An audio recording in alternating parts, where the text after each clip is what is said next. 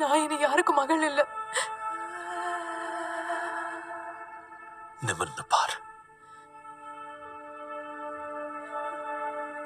ஆமா, என் மகள் தான்.